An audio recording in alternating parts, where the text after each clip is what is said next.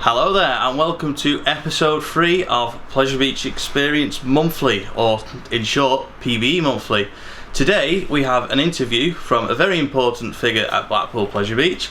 We're going to be discussing loose articles on roller coasters because it is quite a keen subject in the coaster community at the moment. We are also going to be covering a range of Blackpool Pleasure Beach subjects, and if you've seen the show before, we do just go off on random subjects as well. So it's time for the opening credits. Enjoy the show.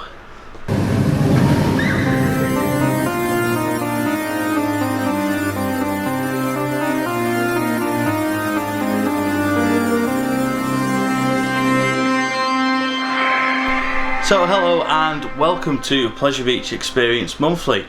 So the first subject we're going to be covering is loose articles on rides, and of course I like to put Mike on the spot. So what do you think about taking your phones and your cameras and everything on rides? Should it be an empty pocket policy, which Cedar Point have slowly creeping in on some of their rides like Steel Vengeance, and also Universal in Orlando, you cannot even take your sunglasses on a roller coaster. So people like Mike who wear glasses are blind once they get in the, pretty much once you get past the metal detectors, you can't see a thing. So Mike, well, good luck to them with that one, because I'm blind and clumsy.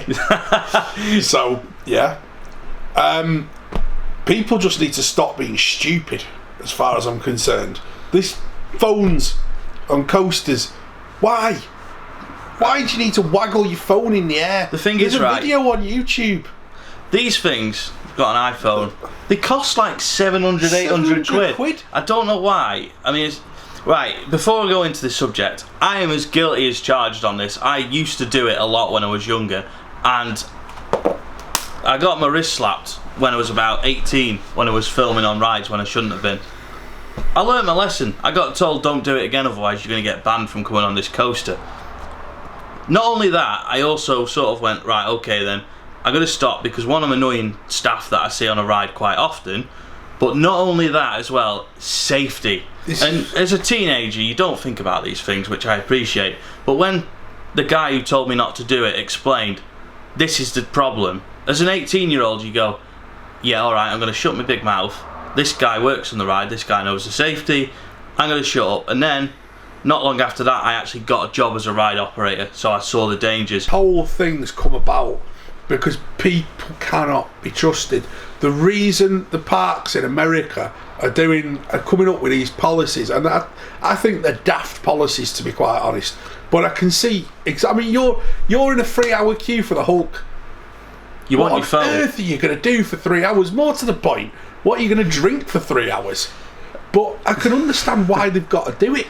The thing that frustrates me is there is parks that are using this as a money-making exercise now. I've watched a video from Coaster Studios who covered it in quite good detail, and he did a really good job on covering the do's and don'ts and general sort of aspect of why Cedar Fairs are bringing that policy in. But I agree with Theme Park Review that there is a better way of doing it, because I think if you're going to implement such a system, you need to implement a free system that everyone can use. Now, I'll take one for example, and it's not a complete empty pockets policy, but Arthur at Europa Park, basically, when you're midway through the queue, you go into there's a locker area, you scan your park ticket, locker pops open, and the bulky stuff goes in, so bags basically, all your bags go in there. Obviously your pockets, if you want to carry stuff in your pockets you can do, just be mindful of the fact that it's like a lap bar restraint, similar to Icon but not as chunky. And then you come off the ride, again scan your ride park ticket as you go through the shop, and the other side of the locker pops open. Fair Good enough. system, and well, everyone's got a park ticket, so yeah. What I did like at Cedar Point is that I can't remember if the lockers were free or not, but I know that when me, Mitch and Rich, otherwise known as Mullet, used the lockers, they were really good, because I think you pay once for the whole day. That's fine. I don't remember if you pay at all, but I'm pretty sure you pay one time, you get a code, and you go from ride to ride to ride to ride. They've all got lockers, you use them all. But I think Steel Vengeance is a separate charge, and it's a complete empty pocket policy, whereas stuff like Magnum, you can have stuff in your pocket, but you've got to have bags in the locker.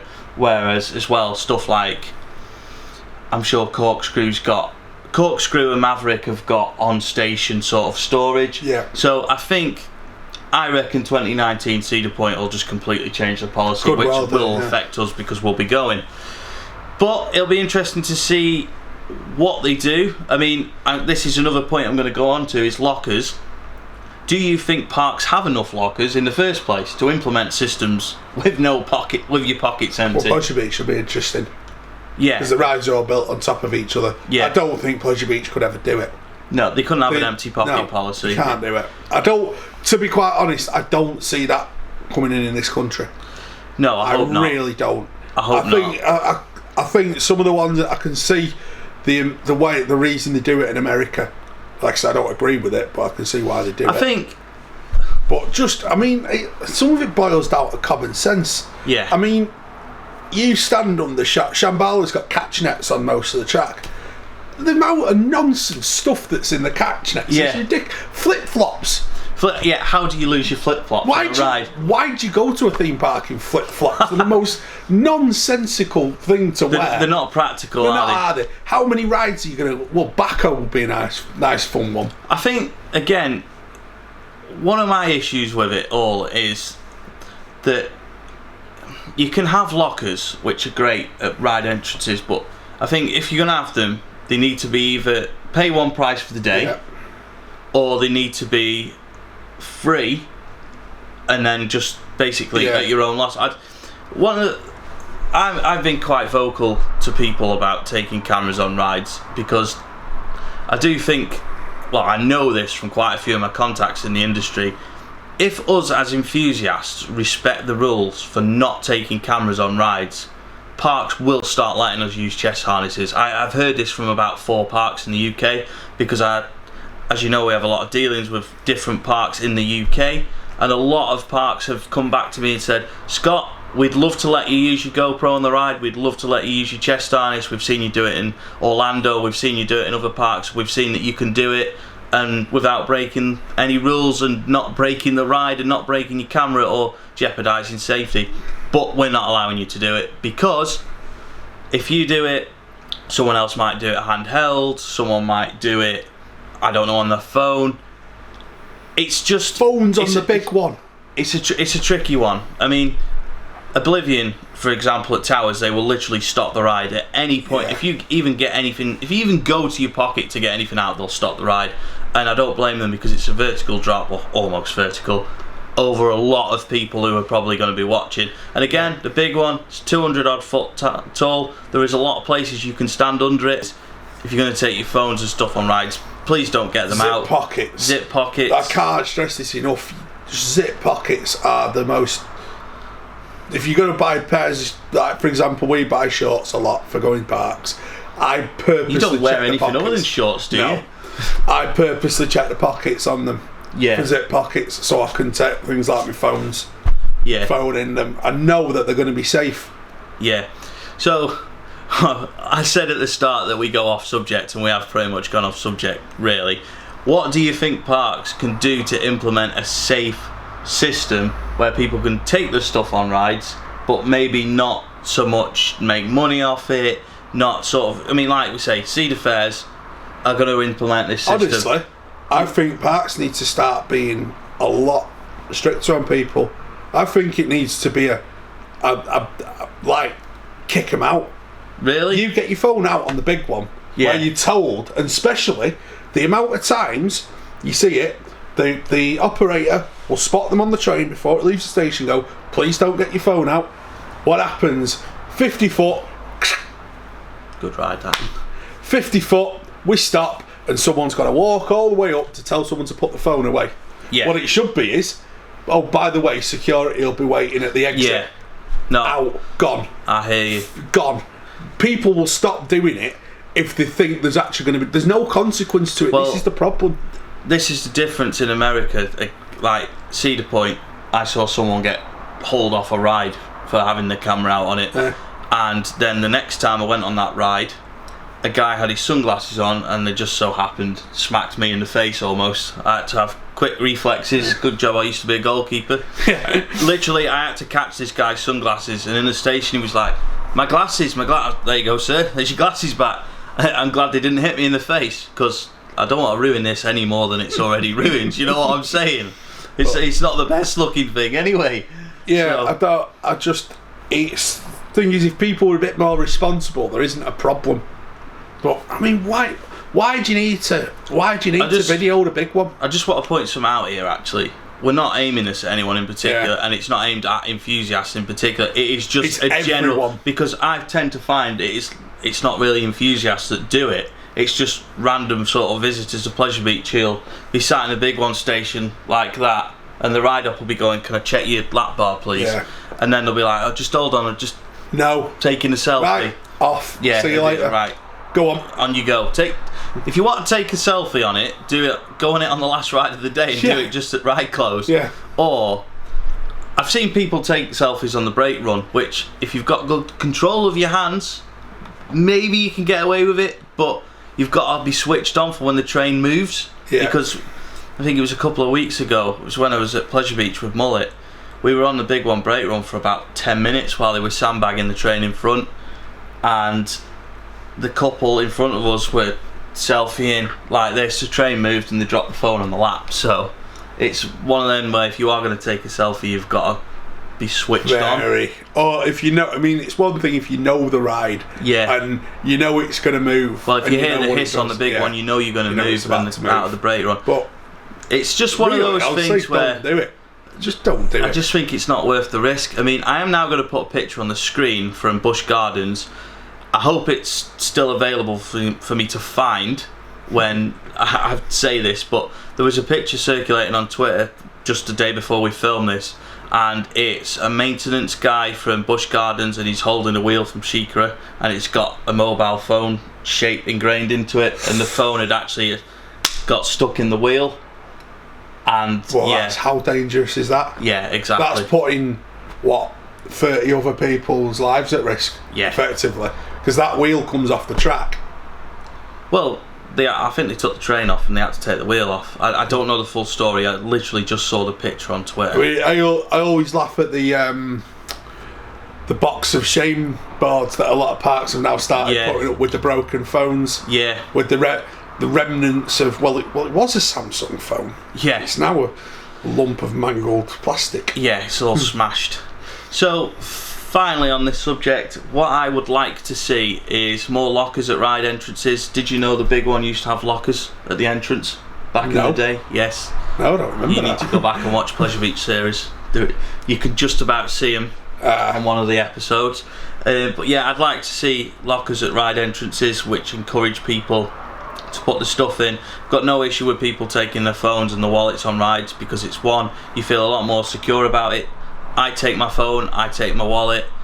I've put cameras in my pockets on the past and rides, but I always wear zip pockets. As you've probably seen from, if you've ever met me or from pictures or vlogs, I always wear joggers most of the time. Or this year especially, I've always worn shorts. Yeah. So it's just one of the strangest thing is, I think Cedar Point was the coldest trip I had this year. I did not expect to go to America and buy a coat. I just thought, I know it's North America, like the right top, but compared to Florida, it's completely different, obviously, with the weather. But I hope I've got my geography right there. It is pretty northern. Yeah, it's very close to Canada, so that probably explains why it's so bloody cold. It's not that far from Canada's Wonderland. No, it's about 3 hours. So, yeah, I'd just like to see that the parks in the UK, if they're going to implement a system where they don't want people to take stuff on rides, please leave lockers at entrances. It would be so much easier, and also it would help you through puts as well.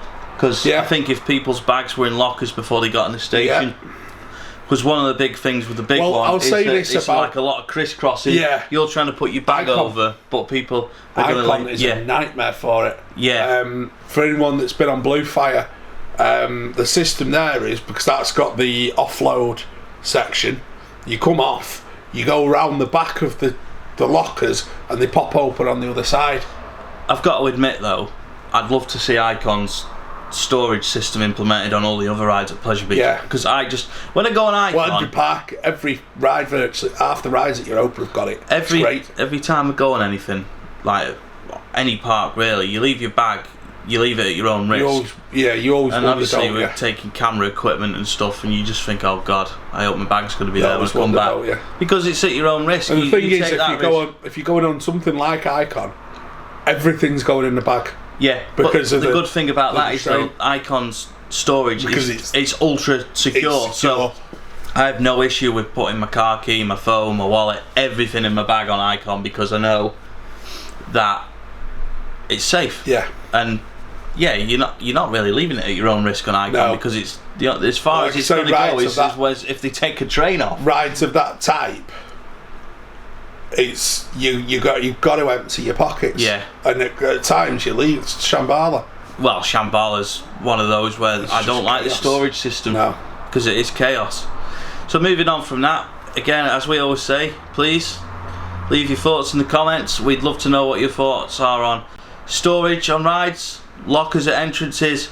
Do you agree with taking cameras on rides? Would you like to see this system implemented in the UK? Would you like to see parks like Pleasure Beach, Fort, Towers allow us to do POVs, allow you to do POVs with your GoPros? Would you like to see this possibility? I'd love to see it. I'd love to be able to take my GoPro on some of the rides in the UK, because there's not many good POVs of the UK coasters out there. No, because most of them have been done on a phone. Yeah, or a handheld camcorder back in the day. Bouncing all over the place. Literally, we all used to do it back in the mid-2000s, before parks like Pleasure Beach cut out the cameras on rides. You could literally walk up to the Grand National with your camera in your hand and no one said anything. Obviously things have changed now. Yes, we shall move on to the next subject, our next theme park subject, and that is 2019. We're at that stage of the park season where we see all the American parks announcing their exciting new projects. This time last year... That's happened. People got really excited for Son of Kings Island. Son of Beast 2, and it turned out to be the Grand Prix, basically. Hashtag antique cars. That was the biggest, best trolling I have ever seen from any theme park. Something's coming back. Oh yes, the building Son of Beast 2. It's going to be a Giga Coaster. It's going to be an RMC. Son of Beast 2. It's the antique cars. It's some old Model Ts bobbing about on I can't wait to do them next year. So yeah, 2019. It's not going to be as exciting as 2018, because this time last year we were speculating about the Wicker Man. Because we were looking at Wicker Man saying that's not going to be very good. We were looking at Icon saying, is it going to be as good as we're hoping? We're doing all these updates, we're saying to everyone it's going to be the best coaster in the UK, and when we got to it we were like, it better had be. Yeah. Thankfully it is. It is. It is. Because to be honest, when I did the Wicker Man the first time, I thought it was going to be rubbish, and I've said that to people at Towers, and they know that that's what I genuinely thought. I didn't think it was going to be very good, and then I went on it that first time and I was just like, yeah, that's amazing. But we'll cover that more towards the end of the season. 2019 is going to be a quiet year in the UK, or is it? Do you think anywhere is going to do anything? It's going to be quiet. Yeah. Let's be honest, remember what happened in '95? Portaventura opened. Well, yeah. But in the UK, Corkscrew got new trains. That's about it. So we can hope for new trains on the Grand National then. Please. After last week's performance. Please. But no, I just don't see anything happening. No. Like I say, parks, your two big players have gone and spent big this year. Yeah. So the next big thing in the UK will be 2020 when Fort Park give us a new coaster or antique cars. We're not sure yet. But Fort Park might do a big announcement soon that Loggers Leap's being replaced by antiques cars. You just never know. No, seriously, I don't think anything is going to happen big in the UK next year. I think Alton Towers Dungeons, that's going to happen. I think we know that's going to happen. That could well be your 2019. That might be the biggest thing that happens next year.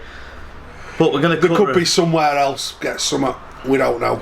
Yeah. Like, you never know, like Water or Flamingo Land might have something in the Flamingo pipeline. Land, where's this RMC?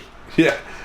Because might have something in the pipeline. If Flamingo Land get an RMC, people might stop asking Pleasure Beach to get one. Please. Please do it.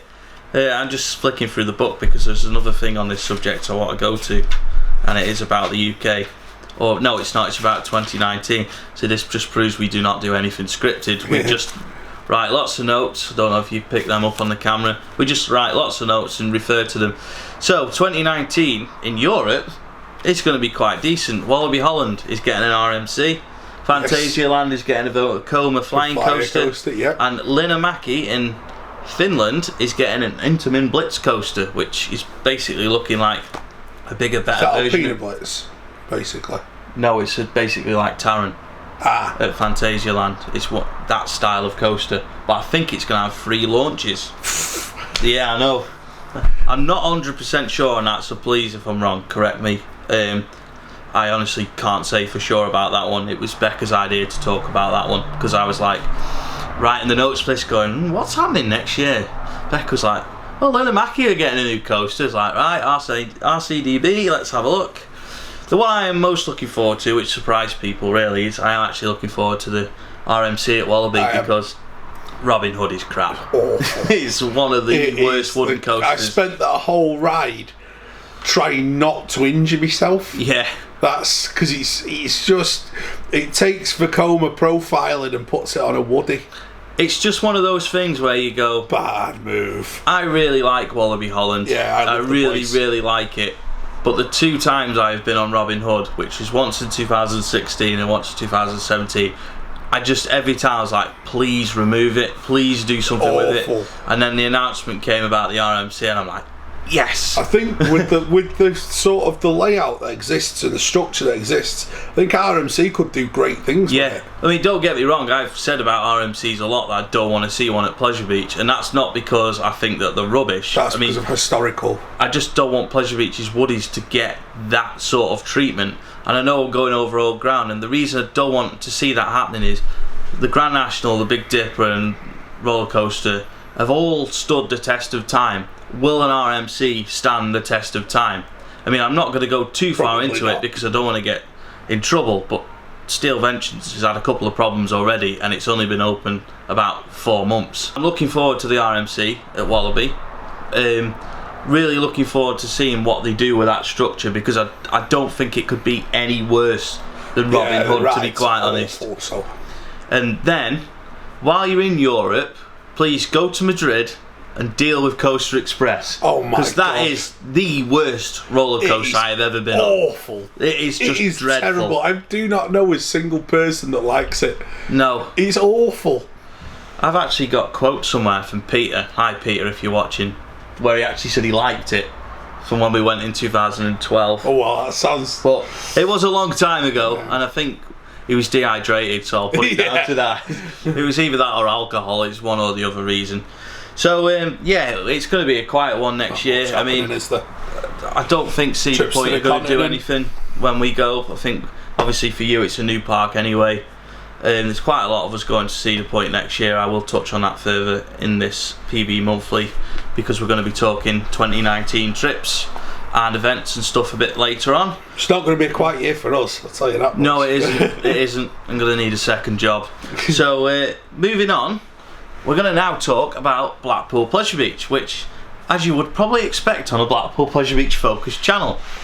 So we have touched on this subject before, but I'm going to touch on it again because we're getting closer, and since we did the first episode of PB Monthly, Pleasure Beach staff and managers have come to us and said we really like some of your ideas for the big one's 25th anniversary year. So with that in mind, I'm going to put some more ideas out there. So I'm going to run through them and then I'll let Mike tell you what he thinks. So please excuse me from reading from the book.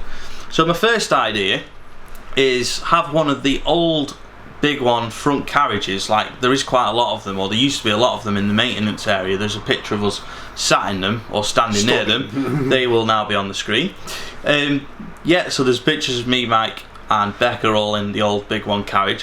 One of those at the entrance of the ride with the original sort of styling on it, with the old Mr. Funshine logo, the yellow, blue and red stripes, the silver trains. Just have it at the entrance on a little bit of old big one retired track or something like that, and that'd be really cool.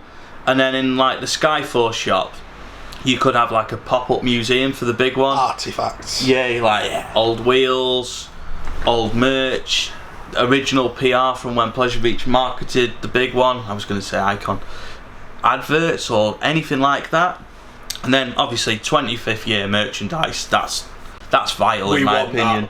We really want that. That is vital in my opinion, and I think Pleasure Beach will do it. I really do. They'll make a killing. They will.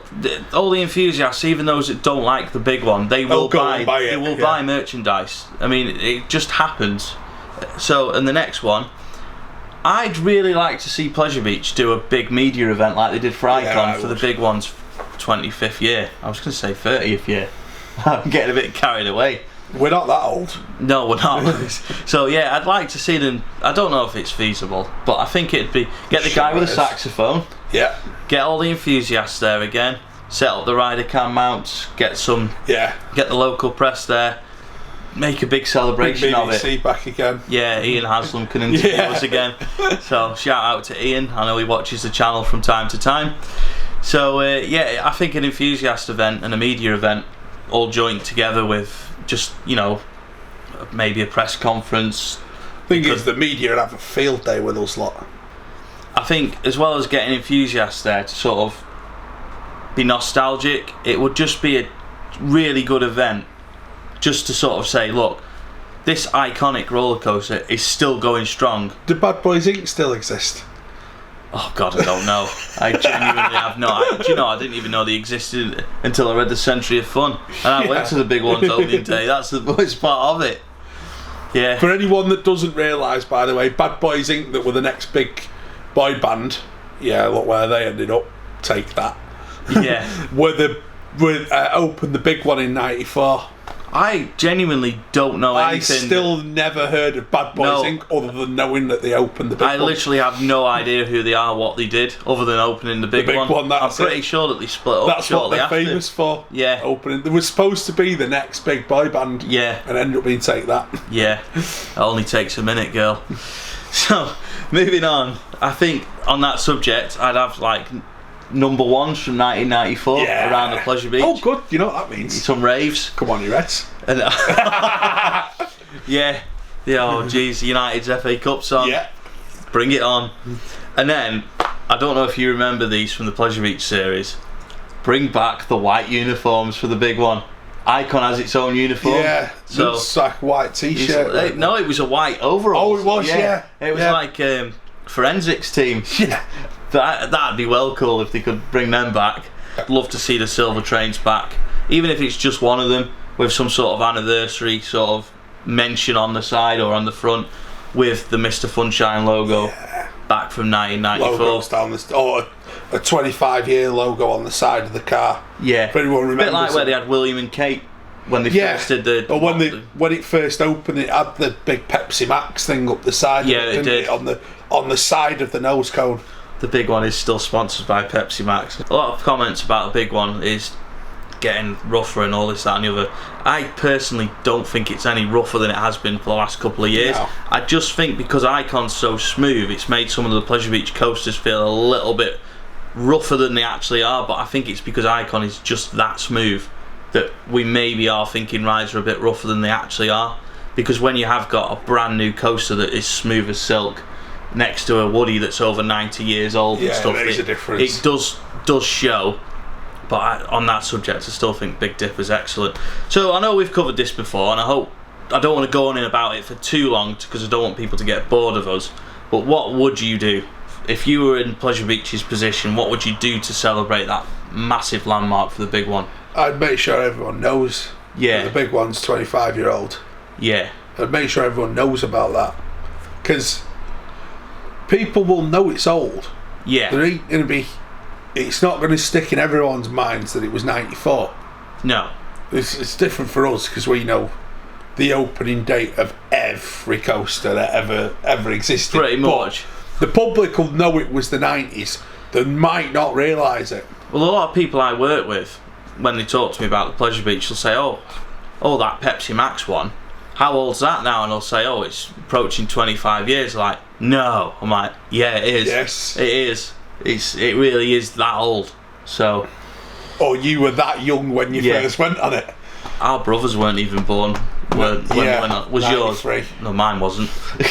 Yeah, your brother was. Mine wasn't. It would have been about 6 months, 7 months old when it opened. So. Yeah, it's one of those things. I was only, what, 6? So yeah, I wasn't very old at all. We are now going to move on to our interview section of PB Monthly, and it's with Andy Hygate from Blackpool Pleasure Beach.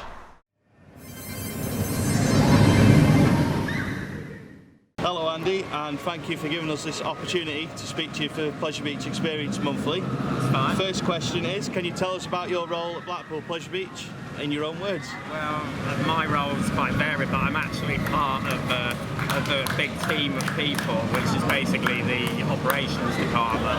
And the operations department deliver what we would call the visit. So from the point that you come through the turnstiles at the entrance and come into the park, basically we deliver everything that happens after that. So that's retail, the things you buy, catering, the things that you eat, and park services, keeping the park tidy, clean and tidy and so on. And the bit that you're interested in, which is the operation of the rides. Yeah, good stuff. So the first question about the rides is, the big one is a fascinating ride to observe, especially during morning testing.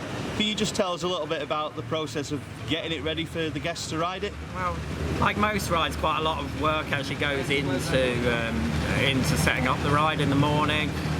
We obviously have checks that we have to do. I guess what makes the big one unusual is that you've got a 200-foot plus roller coaster situated right on the coast, right next to the sea, and so that ride is very much affected by wind and wind conditions. So one of the first things that we do each day is obviously have a look at what the weather conditions are supposed to be, what the forecast is saying, and that sort of helps us decide what trains we're going to put on the track that day, along with the engineers. I mean, our operations department do the checks and so on, along with our engineering department before that ride, long before that ride opens each day.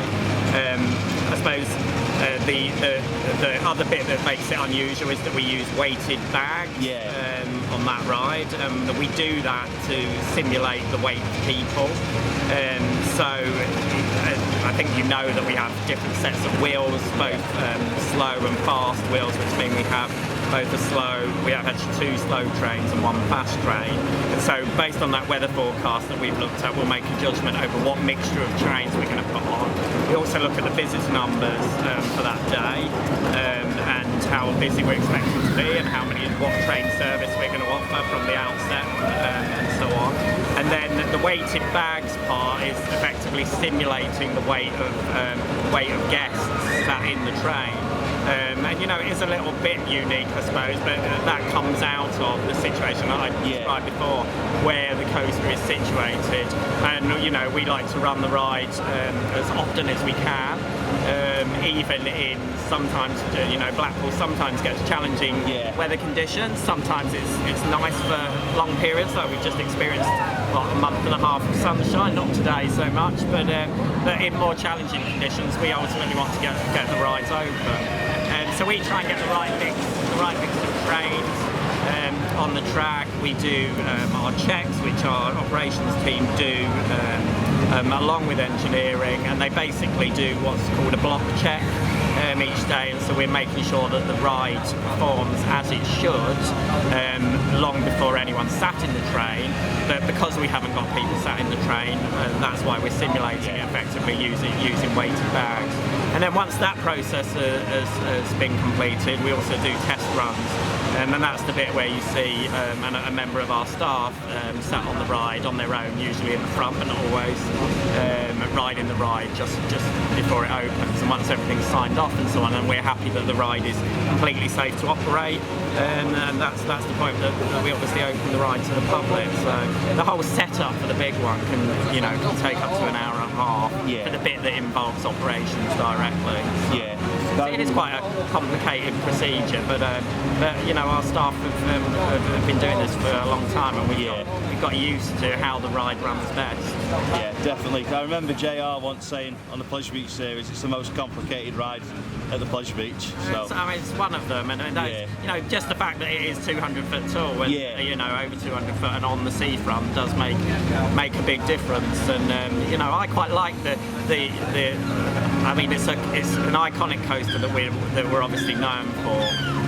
But I quite like the fact that it is a little bit different. I mean, you know, for the UK to have a coaster of that size in the situation where it's situated is quite unusual. Yeah, it does make it very unique, definitely. So, moving on from the big one, what new operational challenges has Icon brought you?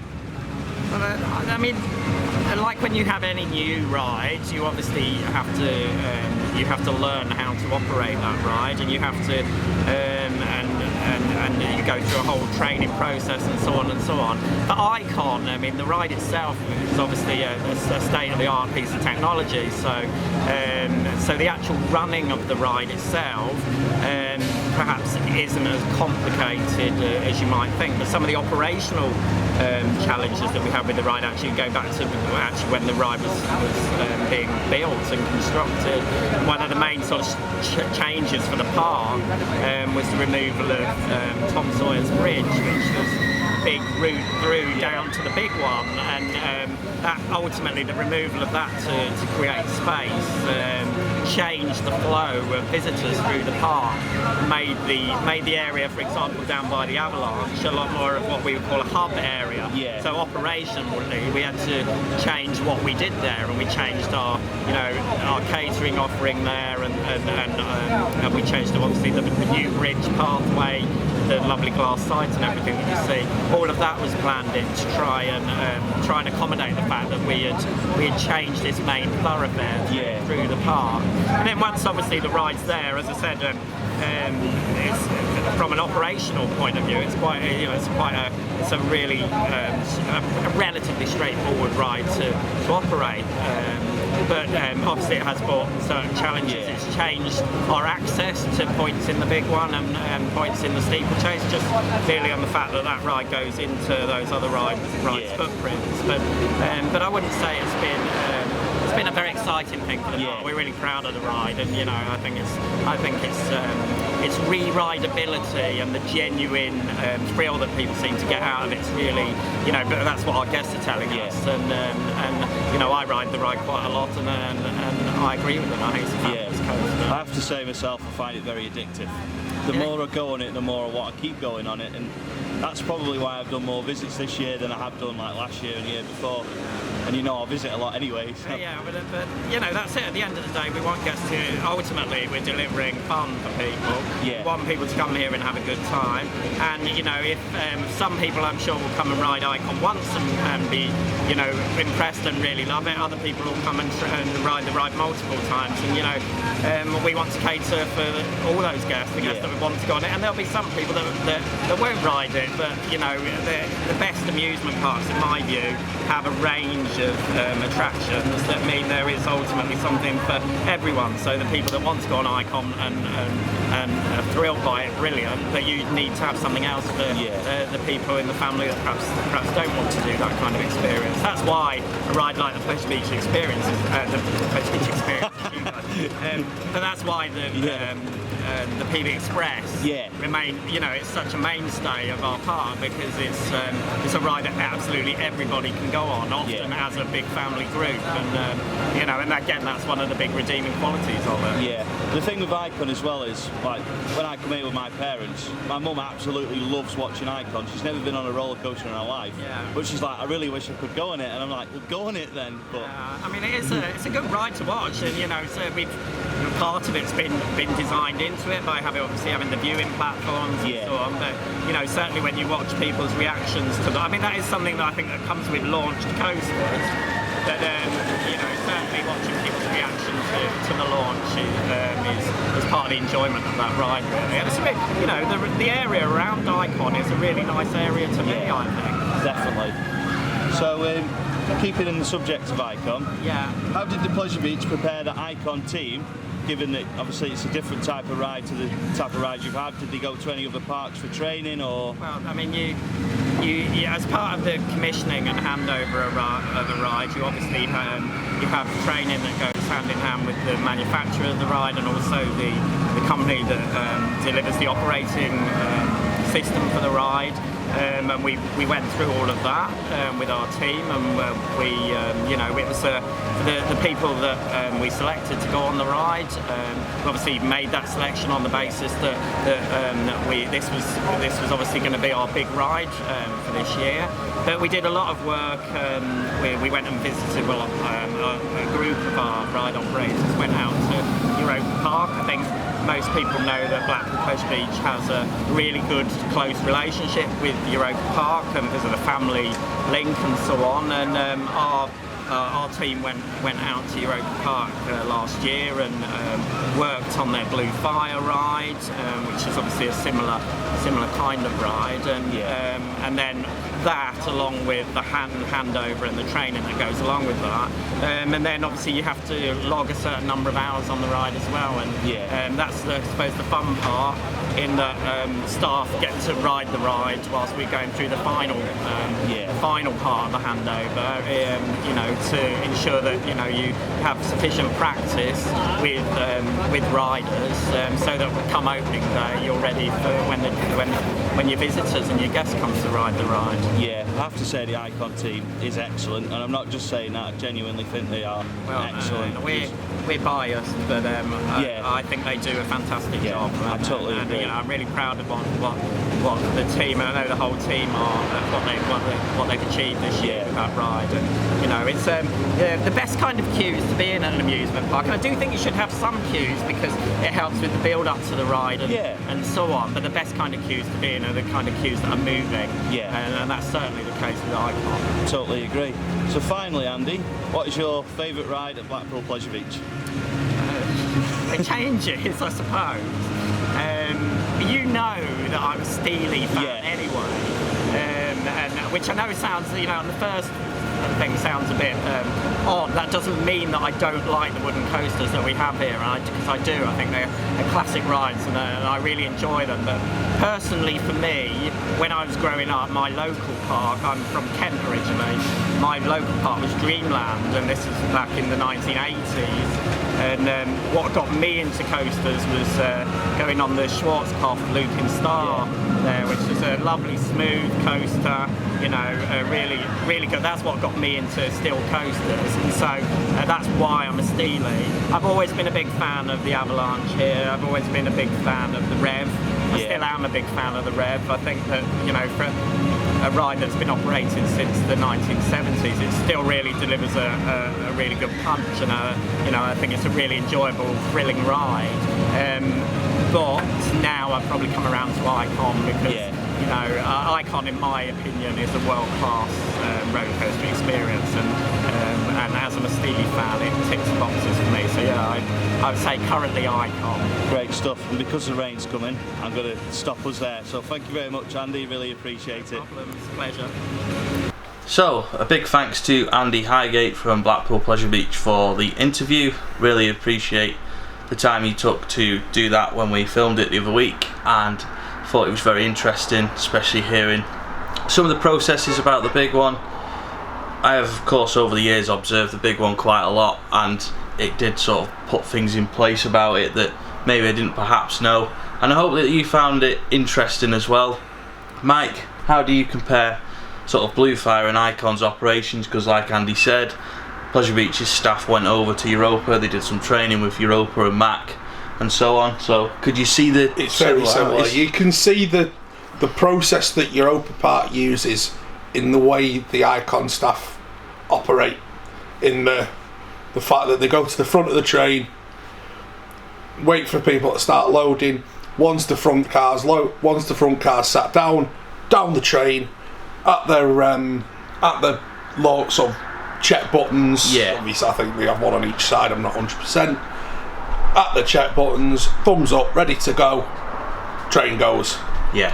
Next train comes, and as the train goes, back down the front, train in, same process, and repeat for umpteen hours, which they are very, very good at. I was going to say that they're so slick. They are very good, and the thing is, I've not been on Blue Fire yet. That's October's sort of little trip. Like, again, we'll mention trips and stuff later on in the video, but I could see like Helix and Icon's teams are very similar in what they do. Fire and Icon are similar. Yeah, because like I said, the thing with the Helix now is it's got seat belts. If you are watching Pleasure Beach, please no seat belts on Icon. They don't ruin the ride on Helix. They just really slow the throughput down. When me and Becca went to Leesburg last year, the operations on Helix were brilliant. There was rarely a train in the station, they were that quick. Whereas now, quite often, you will find that 3 trains are stacked because, and it's through no fault of anyone, it's just that the seat belts are so sort of, well, people who've been there before just don't expect them. So people have to be told before every train, remember your seatbelt. And the staff walk up the train, they check your seatbelts first, then they walk back to the front, then your restraint locks, you pull it down, like you do on Icon, Blue Fire, and then from there they check them and then they're quick. But Helix's process has really been slowed down by the seatbelts. But if you've not seen the first PB Monthly, please check it out. The reason for those seatbelts was explained by Andreas, Leesburg CEO. He explained the whole process of why Helix now has seatbelts. And again, it was interesting to hear that insight. So a big shout out to the Icon team, because I know you guys all do watch the channel from time to time and you are great. You always say hello and have a good chat with us, so you guys are brilliant, and thanks for all your pleasant comments about PBE over the last couple of months and further on than that as well, because I stood with a lot of you while Icon was testing and had chats with you, and at that point I didn't know you were going to be working on the ride, so it's great to see you all on there that first day that we went on it on the 19th of May. That feels like a long time ago now, because we did have boarding passes for Icon. We were the first public riders, which was very nice, keeping in Club Pleasure Beach tradition, because Club Pleasure Beach were the first people to do the big one as well, or amongst the first people anyway. Club Pleasure Beach wouldn't exist if it wasn't for the big one. So in terms of Pleasure Beach, we have covered on sort of cosmetic changes we'll think they'll do next year in past PB Monthly shows. What do you think is going to happen with the ride lineup? Can you see any significant changes in the next couple of years? Do you think they're going to build anything new coaster wise? Do you see anything getting removed? Not in the immediate future. I think 21 maybe is where we're looking at for the coaster. Yeah. And I think we've talked at length about Bowlerdrome. Yeah.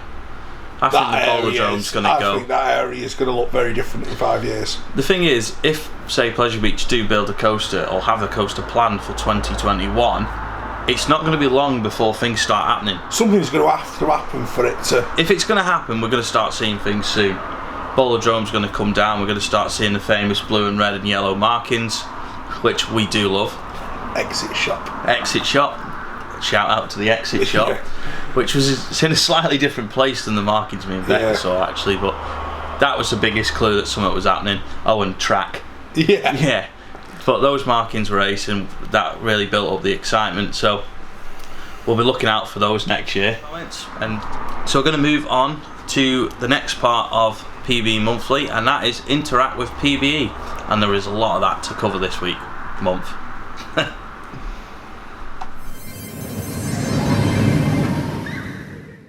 So we're now at the Interact with Pleasure Beach Experience section, and the best place to start is of course the theme park Rollercoaster photography competition. That was a bloody big mouthful. I'm blaming you for that. It was also a bloody hard decision. It was a very, very, very difficult decision, because we had entries right up to when we were filming this, and there was one that was going to win, and I'm really sorry, but we got one. We got one at the 11th hour that is the winner. So I'm now going to put those across the screen, and one of the bits of feedback we did get about this section of the show was that we don't feature the photos for long enough, so we need to talk long enough so that we can feature as many as possible across the screen.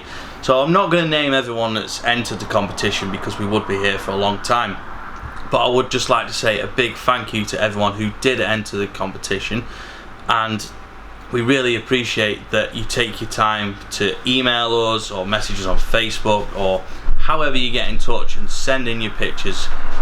Really appreciate it, because it's not an easy thing to do, sending pictures by email. It can take a while, especially if the photos are really high res. Hotmail's quite awkward, or Outlook, or at Gmail, they're all quite awkward for sending big files, which is why I've just taken to using WeTransfer so much these days. Facebook is awful for sending photos because a photo that's like this big will come through about this big. I know I'm not doing cardboard fish, little fish, whatever you call it, as demonstrated by Mike. Or that silly new song that's just come out. Oh, I don't watch the music channels. What silly new song? That, I can't remember what it's called now. The fish one. Is it a fish one? Can't remember. Blobfish. Stupid, whatever it is. Yeah, I don't know. We watched the 80s and the 90s. 90s. It's better. BT's music channels are crap. I just thought I'd mention that. Well, they've half the time they've got stuff like bloody Love Island and whatever that, all that nonsense on. It's just shite, to be quite honest. Anyway, right. The grumpy old men having a rant about music here. I'm sorry. I told you at the start that we often go off subject, and there you have it. But that should mean that everyone's pictures have now been up on the screen, and you can probably see us two again, which is really unfortunate for everyone that's watching. So, the winner is Paul Cooper with your photo of Blackpool Pleasure Beach's fireworks. That is an absolutely stunning photograph, and that is now on the screen. That is excellent, and thank you very much for that one. Can you either email us or DM us on Twitter or Facebook with your address? I have not got a prize in place yet because I'm currently deciding on it, working on a couple of things with a couple of contacts in the theme park and amusement industry who might be able to help us with some prizes. But if you get in touch, by the time this show is on our channel, we probably should have the prize in place. In second place, I do have an apology, it's Louise Barlow. I'm really sorry yours was winning, but Paul's came and we were like, oh no, which one do we choose? Louise, it's a great photo, and I really hope you still let us use your log flume boat to film at some point. But yeah, it's a great picture again, and like I say, that should be on the screen now. Thanks for sending that in, and we're really sorry because that was winning. But if you DM us, some prizes on the way. There is prizes on the way, so please get in touch. Dean Brooks, everyone's going to think it's a fix. I'll tell you, no fix. It's not a fix. We do like that you send stuff in, but it's not a fix, honest. But Dean, you have won again. Third place, Coomba. That Coomba picture is just brilliant. It might not have a train on it, as you can see on the screen now, but well, if you've been watching the channel for a while, you know that I'm a Coomba fanboy as well. It's just excellent. It's just proper B&M masterclass. None of this smooth, mundane crap that they seem to be giving us these days. That is an excellent, full-on B&M masterclass, which we need more of. We need one of them in the UK. Oh yeah, we really do. But Thorpe, put all your plans and all. Get one of them. Yeah, have a Coomba. I'll even let you knock the log flume down if you're going to build one. Are you feeling alright? Yeah. Someone call an ambulance. I don't think. Luckily, the ambulance station's just down the road. Dragon Khan big time, so. Yeah, but log asleep, double dip. Log asleep ain't gonna come back, is it? No. I don't think it's coming back. That's why I'll let them knock it down. So, Paul, Louise, and Dean, please get in touch. Everyone else, thank you so much for entering. Thank you for sending stuff in. The next PB Monthly, we are not doing a competition. We're going to have a break from the competition, but please send in your pictures, send in your selfies, send in everything. We will feature as much as possible in the next show, and then the one after the next show we will then do a competition again.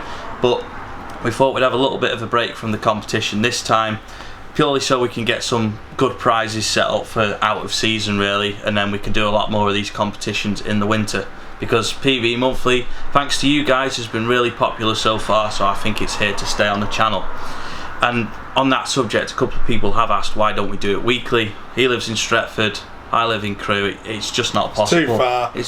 And we'd run out of things to talk about really quickly. We'd run out of things to talk about unless the UK decided that Thorpe, Towers and Pleasure Beach were all going to build a new coaster in the same year. We need 5 new coasters in the same year. Yeah, we'd love to do it weekly, but you're getting your Mike Monday fix weekly, which we film quite a lot of them in advance so that we can keep going with that.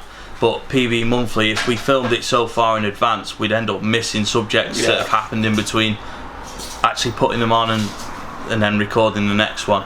So sticking with the PB Monthly Interact with PB, I said that completely wrong, but we always do that. So we've got a photo on the screen now from Coasting Jill. and her family members on Icon. A special shout out to Jill, who I hope you don't mind me saying because you posted this on our comments, recently recovered from a heart attack but has still been on Icon. That is amazing, well done. Sounds like it. It just thumbs up to you. That is on a par with some of the stuff that I've done in the past, because if you don't know, I've had quite a lot of surgery in the past, whereas I was stupid enough to go on the big one 4 weeks after surgery, and Becca's frowning at me now. Becca was with us, so it was Becca's idea, it wasn't mine. it was Becca's idea, not mine.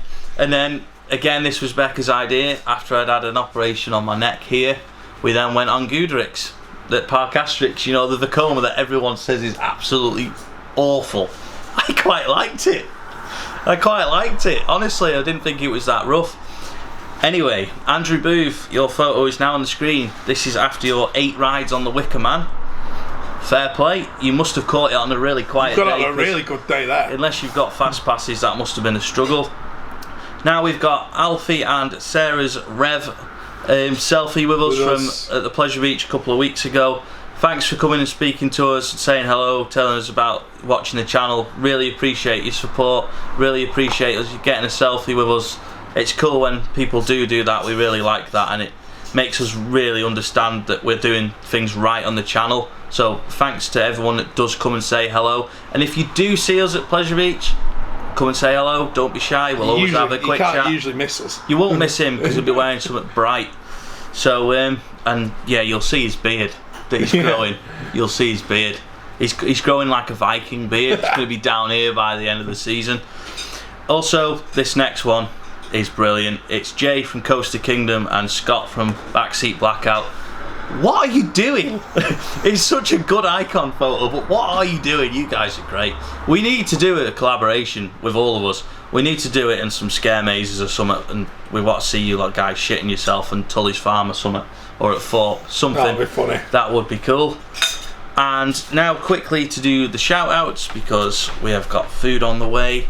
So we have shout outs to Stephen and Lisa Royal, or Royale, I'm sorry, I'm not sure if I pronounced that right, just married, Rob Webber, Alan Taylor, Kelly Ainsworth and Holly.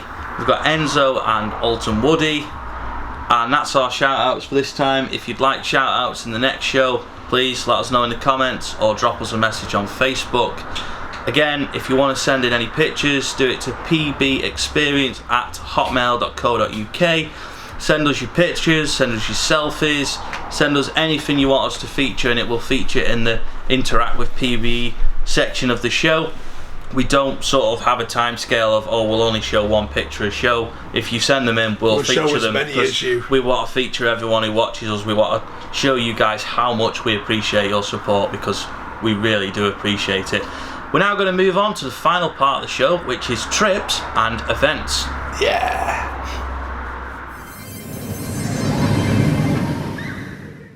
So we're now on to the last part of episode 3 of PB Monthly, and we thought we'd let you know what we've got planned for the rest of the season.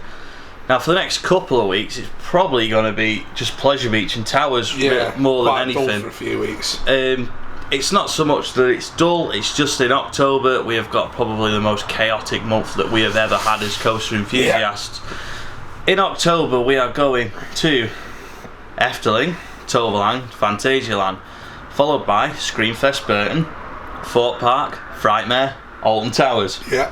Followed by Portaventura, Farmageddon, and Europa Park. And somewhere in there, I'd like to fit in some more of the Northern Halloween stuff in the evening. I don't know if it's going to be possible. Yeah, I mean, it might be a whole month without Pleasure Beach. That's I might make it, because I'm not doing a couple of them trips. You're not doing Port Ave and Europa. So I might make Pleasure Beach at the end of the... He might have to do a Pleasure Beach vlog for you all, just so we've got a Pleasure Beach vlog from October, because it's looking very, very likely I won't be there in October. It's looking like I'll do probably a few visits in September. I don't know when. Hopefully one of them will be the late night riding. But United play Wolves on that day, so it might be a case of go United and then go to Pleasure Beach for the last couple of hours. We'll see how that one works out. That wouldn't be out of the question. It's been done before, so although it's been done in the reverse order. Yeah. The day at Pleasure Beach and then go to United for a Champions League game. I did it for FA Cup last year. Yeah. The night it snowed. Yeah, old Brighton game. Yeah. So, yeah, we've got a really busy couple of months coming up. I mean, like I say, September will mainly be Pleasure Beach and Towers. We might go to Thorpe. We don't know yet. We need to see what's happening with just schedules, really. But like I say, October is going to be pretty crazy. But that doesn't mean that we're not going to be doing anything on the channel in September. We are going to still have loads to do. To be honest, I've got loads to catch up with editing. I've got loads of off-ride footage to do. I've still got POVs from Plopsaland and Toverland, which were done with permission. Just thought I'd mention. We've got full POVs from the Sandcastle as well. I didn't actually put them on yet because they were in the...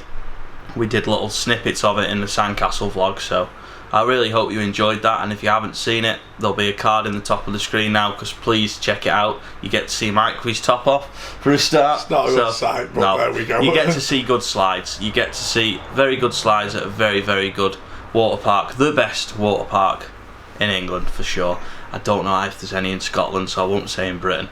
So, but I'd imagine it's one of the best, even if there is good ones in Scotland. We shall ask Becca after we finish filming.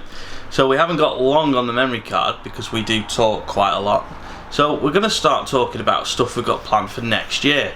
Now we've already got Cedar Point and Kings Island is very much in the planning. We're really hoping to do Coaster Mania next year because that just looks like the most amazing roller coaster enthusiast day that you could ever imagine. ERTs on literally every roller coaster at the park, and it's open to anyone that's members of like the ECC, Roller Coaster Club of Great Britain, Theme Park Review. There's also ones in like ACE, American Coaster Enthusiasts. There's just loads of coaster clubs that are involved with that because they've been well established for Cedar Point for a long time. We're going to try and do that. Quick shout out actually, Towers Times, they do great events at Alton Towers.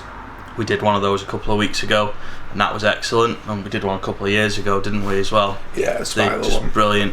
So yeah, next year we're probably going to go back to Cedar Point, probably going to go to Kings Island. Me and Becca are hoping that we can go and do Becca's bucket list coaster, Revolution at Six Flags Magic Mountain. I think that's the right park. Hopefully we'll get on that next year, but we have to see what's happening with jobs and everything. It's a long way off that we're planning that. Of course, we're going to go back to Port Ventura, we're going to go to Leesburg, that's going to be an event. Looking at the end of July for that, haven't quite decided, but we're going to release an event scheduled for 2019, probably at the end of December, early January time. We're going to sit down with Pleasure Beach too, and we're going to organise some events at Pleasure Beach, because that is what we do best. So we're going to be doing a couple of those again next year. Hopefully opening day, hopefully something for the big ones, big landmark. Not sure what else we'll do. We're definitely going to be doing something at Alton Towers, that's well in the planning. Thorpe Park, I've spoken to Thorpe Park in the past about doing an event there. I'd love to see something like stealth behind the scenes. So that's the kind of thing that we're going to be looking at. I've already spoken to Leesburg about going back next year, and they're more than happy to accommodate Pleasure Beach Experience for another event. If you haven't seen what we did there this year, please check out the vlogs. I'll put a card in the top of the screen for those. That was an epic event, and I hope people don't mind me saying it from other parks. That was our best ever event. It truly was amazing. They just couldn't do enough for us. It was just epic. The fact that we turned up, weren't expecting anything, and they walked straight to Balder and said you can sign your name on the coaster, you can have a behind the scenes tour, you can have fast passes for your whole trip, and then at the end of the day you can have Helix for an hour in the dark with no one else, just you and Dutch Coaster Club, themeparks.nl. And that was really good.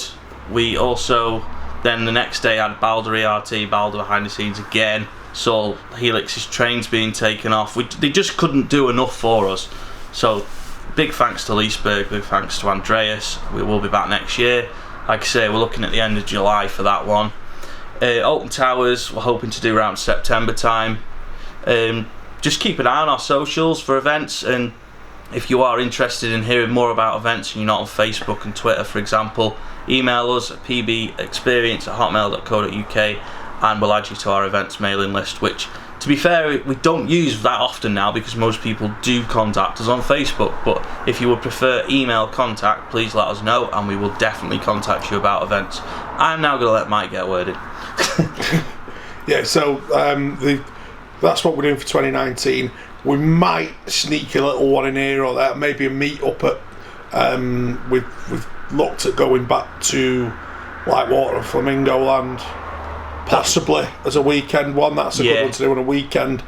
There's also a possibility we might go back to Fantasy Island. Well, they always offer us really good. Yeah, we always get really good deals. Decent value events. I mean, not this year, but last year we had an event where we paid £5 for wristbands. Yeah, we in the paid middle wristband of June. price, and then they put Millennium on for an hour for us. Yeah. So no, it was Odyssey, that one.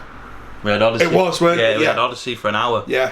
For a £5. Yeah, great. Yeah, so we might well do. I mean, we don't want to overload you guys with events because we know that you've got a budget for your own personal trips as well as doing our events, but we do want to offer. We've got to pay for them as well. We can't overload ourselves. We want to do as many events as possible, though. We want to make them as realistic as possible in terms of prices, which is why we're not doing a Cedar Point event. I have priced it up, believe it or not. You may think I'm crazy.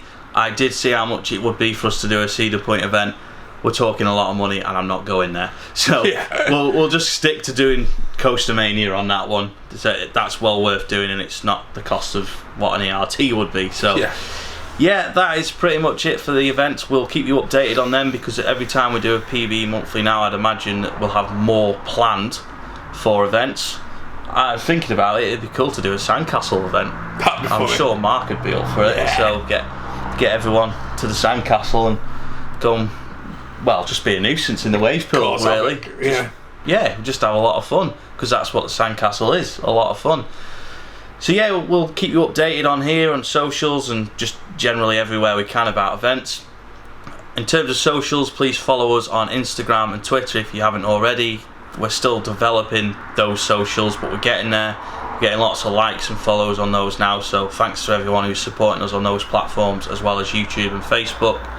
We don't have a website, we don't have a forum.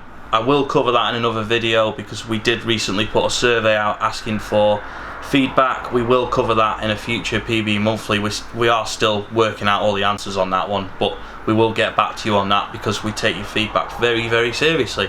So on that note, thanks for watching. Please let us know in the comments what you think. Let us know everything that you thought about what we've said. If you think we're wrong, if you think we're right, what we could improve on in the show. What could we do differently? Who do you want to see us interview? Because obviously we've covered Sweden, Leesburg even. We've covered Leesburg, we've covered Pleasure Beach, and we've covered Towers. The obvious one is Fort. That would have happened, but the M6 decided I wasn't going to Fort 2 weeks ago, so that's not happened unfortunately, so we'll probably do that in October now. Need to sort that out as well. So if there's anyone you'd like to see us interview, please let us know in the comments. If there's any subjects you'd like to see us cover, let us know in the comments. And yeah, that's it from me. So before Mike finishes up, I just want to say thanks for watching, and I'll see you in the next Pleasure Beach Experience video. Yeah, thanks for watching again. Keep your comments coming in, keep your suggestions coming in. If you've got any shout outs for Mike Mondays, let us know. I'll try and get them in when I'm doing it. Anything you want me to talk about, again, anything you want me to talk about personally, give us a shout. And yeah, thanks for watching. See you again. Thanks very much, guys.